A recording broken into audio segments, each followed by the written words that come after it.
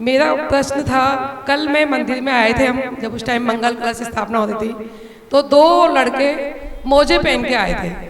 तो मैंने उनको कहा कि भैया आप मोजे पहन के मंदिर में आए हो तो आप मोजे खोल दो, पर वो दर्शन करने शायद निकल गए वापस, दोबारा वो दर्शन करने नहीं आए।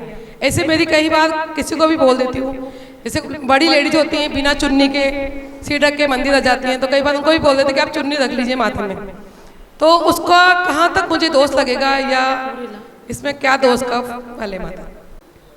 एक बरसात होती है, आसमान से पानी बरसता है, सब दूर चला जाता है और प्यासे अपनी प्यास बुझा लेते हैं। नदी बह रही है और प्यासा जाकर के नदी के पास जाकर के प्यास बुझा लेता है।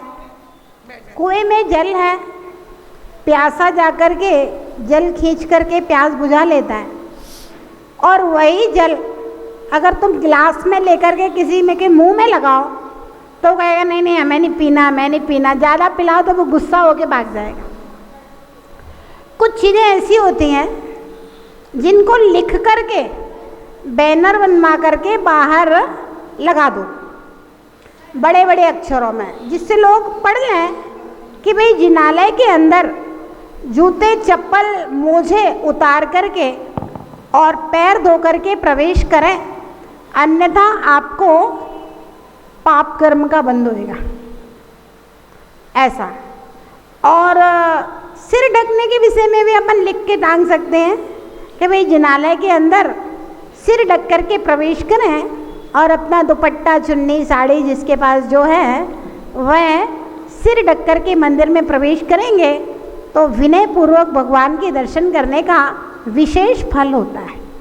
तो उससे पढ़ने वाला पढ़ लेगा और टोकने वाले को टोकना नहीं पड़ेगा, और फिर जो नहीं माने वो अपने हिसाब से समझे। नहीं, दोष नहीं लगा, हमने कहा, लेकिन अब वो नहीं सुन रहा है और गुस्से में चला गया। तो इसलिए जब हम लिख करके बैनर लिख करके और लगा देंगे तो वो घुसेगा तो वो पढ़ लेगा, बगल में लगा हुआ है, तो अपने आप समझदार आदमी समझ जाएगा कि मंदिर में कैसे जाना चाहिए। वंदावी माता जी।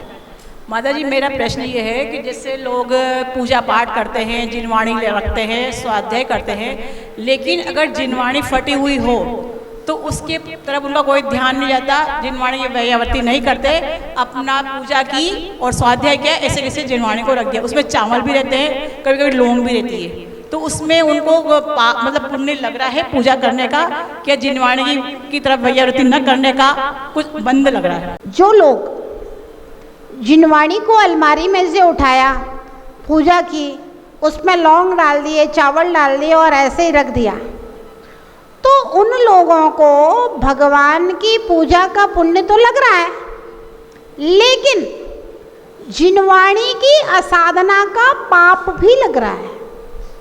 जिनवाणी की असाधना के पाप से उनके लिए ज्ञानावर्णी कर्म का बंद होएगा और उनकी बुद्धि जड़ हो जाएगी, लेकिन भगवान की भक्ति का जो पुण्य है वो तो उन लोगों को मिलेगा। तो जो लोग भी ऐसा करते हैं उनका कर्तव्य है कि 1 मिनट का और एक्स्ट्रा समय लेकर के पूजा के बाद जिनवाणी में कहीं कोई चावल तो नहीं है वह निकाल करके देख करके, और जहाँ से हमने जैसे जिनवाणी उठाई है, और मान लीजिए हो सकता है आपने उठाई हो आड़ी तिरछी हो, तो भी अपना कर्तव्य है उनको सीधा और व्यवस्थित रख दें, तो उनके लिए भक्ति का पुण्य भी लगेगा और जिनवाणी की विनय का पुण्य भी होगा। जिनवाणी फटी हुई होती ना माता जी, कोई न्यूनी किसको चिपका दें या उसको कवर लगा दें, तो ये करना चाहिए सबको। हाँ, महिला मंडलों को ध्यान रखना चाहिए माता जी, क्योंकि पुरुष लोग भगवान का ध्यान रखते हैं, अभिषेक करके और रोज पहुँच करके वेदियाँ सजाते हैं, और महिलाओं को भगवान छूने का अवसर नहीं है। तो हम लोग जिनवाणी को समय समय पर सप्ताह में 1 दिन निकाल लो, है ना, या कभी जैसे शाम को आ गए तो अपन आधा 1 घंटा निकाल लो, तो महिलाएं जिनवाणी की व्यावर्ती करेंगी तो उनके ज्ञान की खूब वृद्धि होगी। जितना समय आप जिनवाणी की सेवा में लगाओगे वो पूरा समय आपका ज्ञानावर्णी कर्म का लगातार क्षय होगा। इसलिए महिलाएं विशेष रूप से जिनवाणी का ध्यान रखें। सब सुन लो, सब मेरे साथ जिनवाणी की व्रत करना आप सब लोग।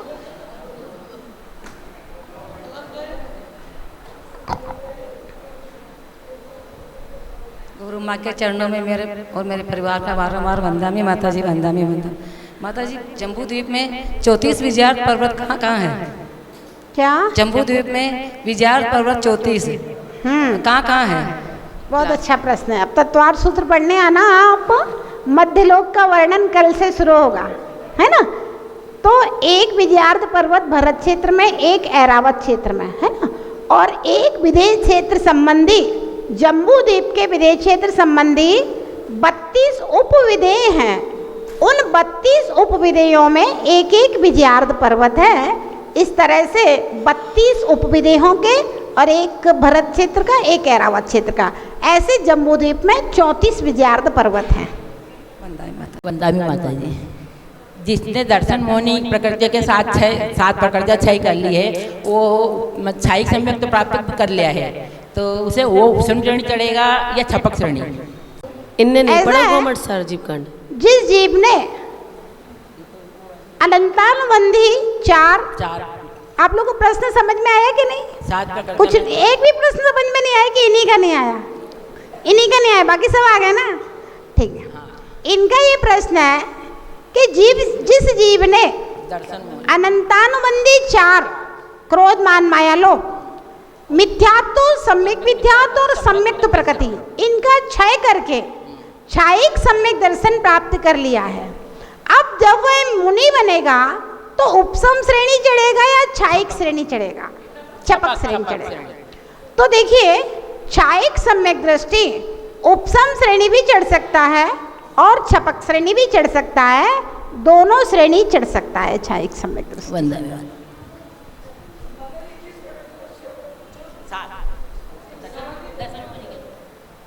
7 प्रकृतियों की अपेक्षा से तो क्षयिक है, लेकिन 21 प्रकृतियों की अपेक्षा से वह उपसम करके आगे बढ़ रहा है, इसलिए वो उपसम श्रेणी चढ़ रहा है। धन, ज्ञान, विश्वास तीनों मित्र है। धन ने कहा कि मैं अमीरों के पास मिलूंगा, ज्ञान ने कहा कि मैं ज्ञानियों के पास मिलूंगा, पर विश्वास ने कहा कि मैं दोनों के पास नहीं मिलूंगा, क्योंकि एक बार विश्वास खत्म हो जाए तो फिर दोबारा मिलता नहीं है। तो इसका समाधान वंदनामी माता जी, इनका प्रश्न है, धन ज्ञान विश्वास तीनों मित्र थे। धन ने कहा कि अमीरों के पास मिलूंगा, ज्ञान ने कहा कि ज्ञानियों के पास मिलूंगा, पर विश्वास कहा कि मैं दोनों के पास नहीं मिलूंगा, क्योंकि एक बार विश्वास खत्म हो जाने, एक बार दिल टूट गया तो फिर दोबारा नहीं मिलता है। इन्होंने कहा धन, ज्ञान और विश्वास तीनों मित्र थे, आपस में बिछड़े तो कौन किसके पास मिलेगा?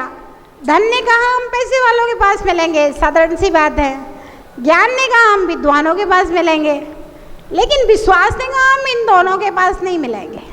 विश्वास, क्योंकि विश्वास एक बार टूट जाए, ऐसा तो नहीं है कि दोबारा नहीं मिलता है, लेकिन मुश्किल से मिलता है ना। क्योंकि विश्वास का संबंध धन से नहीं है, विश्वास का संबंध शब्द ज्ञान से नहीं है, विश्वास का संबंध हृदय के विश्वास से है, विश्वास का संबंध हृदय के श्रद्धान से है। तो इसलिए धन धनवानों के पास मिल सकता है, ज्ञान ज्ञान वालों के पास मिलेगा, लेकिन विश्वास जो भगवान का भक्त होता है वह भक्तिवान के पास मिलता है। समझ में आ गया? देवों में माता जी भवनवासी व्यंतर ज्योतिष जो भवन त्रैक है, इनका मिथ्या मतलब सम्यक दृष्टि का इनमें जन्म नहीं होता है, मिथ्या दृष्टि ही इनके अंदर जाते हैं। जबकि इन्हीं देवों के भवनों में, जिसे सबसे ज़्यादा भवनवासी देवों के ये 7 करोड़ 72 लाख बने हुए हैं, इधर व्यंतर और ज्योतिषों की असंख्यात कृत्रिम चैत्यालय, जब ये मिथ्या दृष्टि वहाँ जाते हैं तो फिर ऐसी भक्ति भाव से पूजा करना और भी भगवान के कल्याणकों में जाना वगैरह, तो कि ये क्या जो सम्यक दृष्टि बन पाते हैं या फिर मिथ्या दृष्टि ही रहते हैं, मतलब इसमें भवनत्रिक में?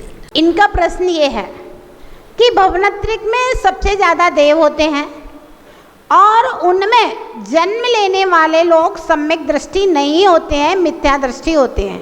यही है ना प्रश्न आपका? और आगे क्या था? घर की उठा, हाँ तो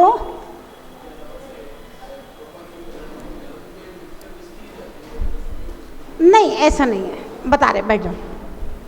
क्या होता है, जैसे जो व्यक्ति यहाँ पर धर्म ध्यान कर रहे हैं, भगवान की पूजा पाठ कर रहे हैं, दान कर रहे हैं, है ना, लेकिन उन जीवों ने सम्यक दर्शन प्राप्त नहीं कर पाया लेकिन धर्म कर रहे हैं, या फिर पहले सम्यक दर्शन प्राप्त कर लिया और मृत्यु के समय उनका सम्यक दर्शन छूट गया, तो ऐसा जीव भवनत्रिक में अथवा देवियों में जाकर पैदा हो जाता है। लेकिन वहां जाकर के जब वह भगवान के पंच कल्याणकों में, नंदीश्वर द्वीप वगैरह में जाता है, तो वहां जाकर के वह जीव सम्यक दर्शन प्राप्त कर सकता है और वहां जाकर सम्यक दर्शन प्राप्त करके अपनी आत्मा का कल्याण बहुत सारे जीव कर लेते हैं। जिनकी होनार होती है वो कर लेते हैं, जिनकी होनार नहीं होती है वह अपना देवियों में भोगों में मस्त रहते हैं और फिर तय चैतन थावर धरे यो परिवर्तन पूरे कर। वहाँ सुधार की संभावनाएं हैं, लेकिन जो सुधरना चाहते हैं उनके लिए, जो नहीं सुधरना चाहते तो भैया अभी तो कहीं भी रहें, उन्हें नहीं सुधरना। ये कहा जाता है विजात पर्वत से ऊपर कोई भी मनुष्य नहीं जा सकता है। कहाँ पे? विजात पर्वत से आगे नहीं, मानुषोत्तर पर्वत के आगे कोई मनुष्य नहीं जा सकता। ये जितने लोग विजयार्ध पर्वत पर तो मनुष्य ही रहते हैं, विद्याधर विजयार्ध पर्वत पे ही रहते हैं। तो ये चंद्रमा और मंगल ग्रह ये सब कैसे आ, ये तो मानुष, ये विजयार्ध पर्वत में नहीं है, ये ज्योतिष मंडल है जो इस पृथ्वी से 790 योजन ऊपर, 790 योजन ऊपर से लेकर 900 योजन तक है। ये ज्योतिष मंडल है, विजयार्ध पर्वत नहीं है। ज्योतिष मंडल में जा सकते हैं? नहीं, ज्योतिष मंडल पे कोई मनुष्य नहीं जा सकता। मनुष्यों की ताकत ही क्या है ज्योतिष मंडल तक पहुंचने की? 1 योजन 2000 कोस का होता है ना, यहाँ से जो दूरी नापी जाती है उसका, तो कहाँ मनुष्यों की ताकत है? कोई हेलीकॉप्टर वहां तक नहीं जाएगा। और जो कहते हैं चंद्रमा पर पहुंच गए हैं, चंद्रमा कोई पहाड़ नहीं है, चंद्रमा देवों का विमान है और देवों के विमान तक मनुष्य पहुंच ही नहीं सकता। ये तो कोई पहाड़ियों तक पहुंच गया, उसको चंद्रमा मानने लगे। मंगल ग्रह पे पहुंच गए? कोई ग्रह पे नहीं पहुंचे हैं, ये पहाड़ियों पे पहुंच गए हैं। कोई बद्रीनाथ जैसी पहाड़ी होगी, कोई इधर उधर की। आज और करो, चंद्रमा पे पहुंच ही नहीं सकते। अभी अपन चौथा अध्याय पढ़ेंगे ना, तो उसमें सारा वर्णन निकलेगा, चारों निकाय को, देवों का, ज्योतिष मंडल का, सारा कंप्लीट वर्णन निकलेगा उसमें। और हाँ, मुझे किसी का है प्रश्न? आ जा। हाँ, चलो पूछ लें तो। वंदना माता जी, मेरा प्रश्न ये था कि बताइए दान धर्म की और त्याग की सही उम्र क्या होती है? मतलब क्या दान धर्म और त्याग की सही उम्र क्या होती है? दान धर्म और त्याग की सही उम्र क्या होती है? ऐसा है बेटा, दान धर्म और त्याग की कोई उम्र ही नहीं होती।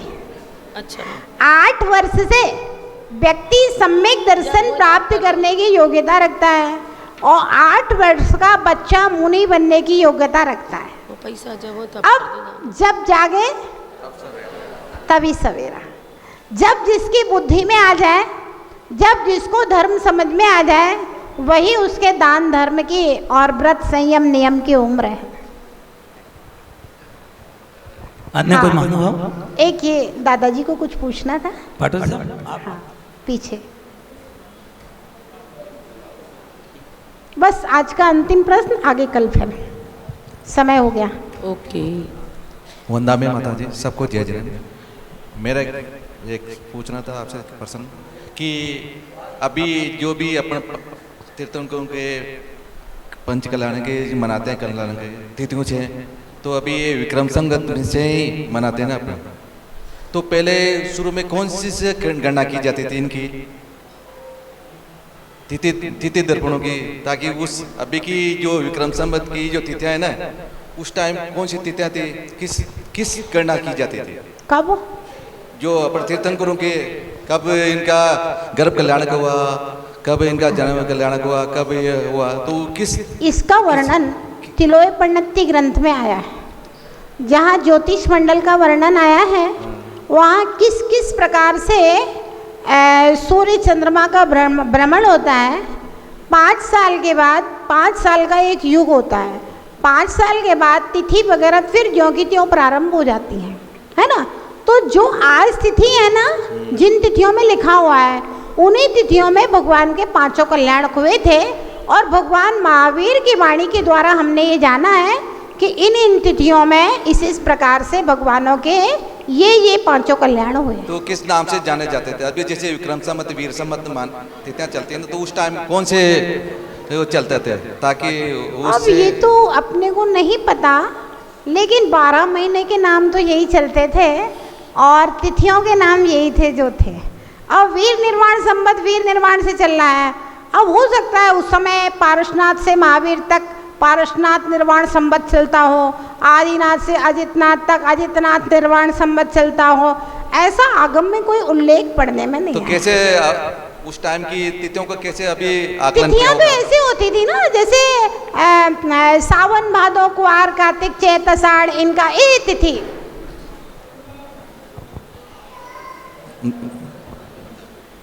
जय बोले महावीर भगवान की।